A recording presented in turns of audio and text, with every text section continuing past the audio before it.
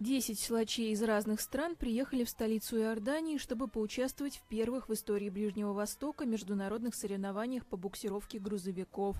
В качестве снарядов они использовали машины весом в 21 тонну, говорит один из организаторов мероприятия Фадель Элиас.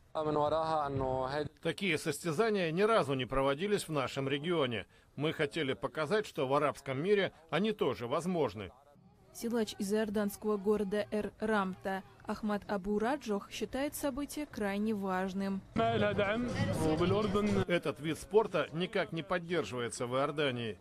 Не очень много людей знают о его существовании и правилах. Рекомендую молодым людям попробовать себя. Среди участников американец Брайан Шоу, 4-кратный обладатель звания самого сильного человека планеты. Рост атлета 2 метра 3 сантиметра, вес 192 килограмма. Многочисленные победы – результат ежедневной работы, рассказывает спортсмен. Все, что я делаю, чтобы стать лучше, тренируюсь. Я занимаюсь в зале и набираюсь опыта на соревнованиях. Нужно много и правильно питаться, восстанавливаться и, конечно, тренироваться. В общем, много работать каждый день. На этот раз Шоу занял 2-е место и получил денежное вознаграждение в размере $5000. Самым сильным на соревнованиях в Иордании оказался голландец Кельвин де Руйтер. Он увез домой $10 000.